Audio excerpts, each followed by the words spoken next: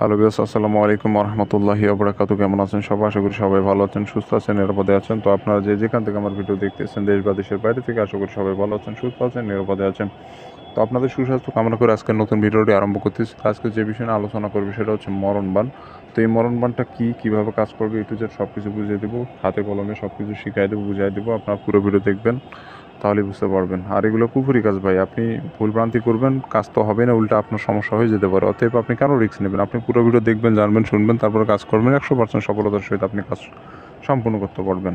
তো আশা করি বুঝতে পেরেছেন। তো বন্ধুগণ, অনেকে আছেন যারা শত্রুর জ্বালা অতিষ্ঠ হয়ে গেছেন, শত্রু আপনাকে বাঁচতে দিচ্ছে না, পদে পদে বিপদগ্রস্ত করতেছে, নানানভাবে আপনাকে হেনস্থা করতেছে। তো সেসব শত্রুকে না মারলে আর বেঁচে থাকা কঠিন হয়ে যাচ্ছে আপনার। তো এমন অবস্থা আপনি এই বানটি প্রয়োগ করবেন, 100% সফলতার সহিত এই শত্রুকে আপনি চিরদিনের জন্য আপনার পৃথিবী থেকে দূর করে দিতে পারবেন।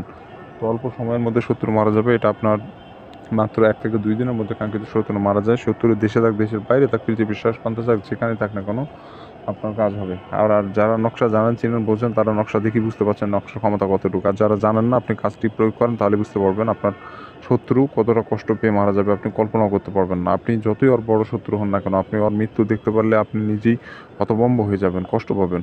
তো এত ভয়ানক মৃত্যু হতে যাচ্ছে। তো বন্ধুগণ, এটা শত্রু কিন্তু আপনার বাড়ির আশেপাশের হতে পারে, আপনার পরিবারের সদস্য হতে পারে, বাইরের হতে পারে, যে কেউ হতে পারে, এটা কোনো বিষয় নয়। শত্রু যেই হোক না কেন, যে হোক, আপনি কাজ সঠিকভাবে প্রয়োগ করলেও এই শত্রু 100% মারা যাবে, এটা 100% গ্যারান্টি দিলাম আমি তান্ত্রিক। এটা পরীক্ষিত তদবির, কিন্তু আমি কিন্তু পরীক্ষিত তদবির ছাড়া আপনাদের কোনো কিছু দেই না।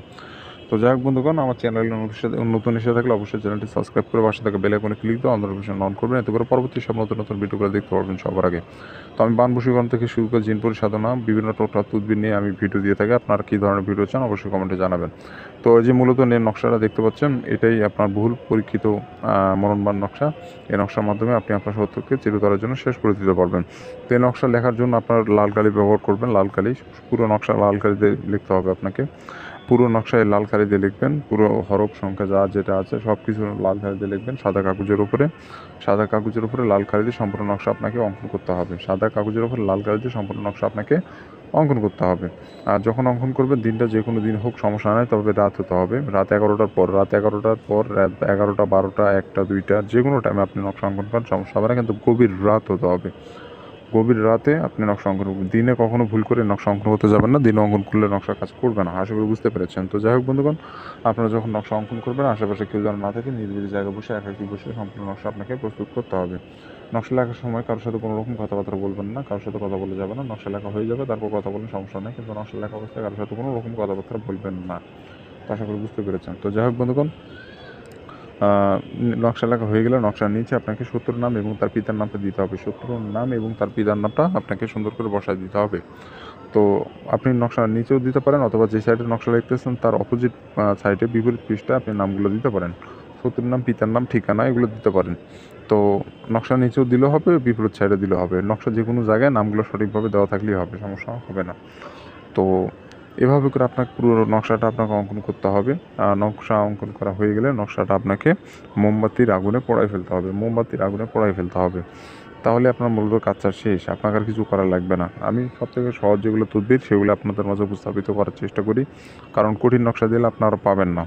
কঠিন নকশাগুলো একটু বেশি শক্তিশালী হয়, আর এগুলো একটু মনে করেন আগের থেকে একটু দুর্বল, তাই বলে এটা অবহেলা করবেন না, এটা কাজ হবে, সমস্যা নয়।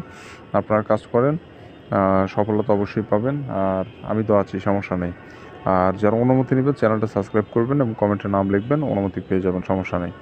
আর এই দুইটা কাজ না করলে অনুমতি আমি দিই না বলতো। আর স্ক্রিনের যে নম্বর, এটা আমার ইমো নম্বর, ফোনে কল দেবেন না ভাই, ফোন বন্ধ থাকে, কারণ দিনে 1-2 হাজারটা কল আসে, সবার কল রিসিভ করা যায় না।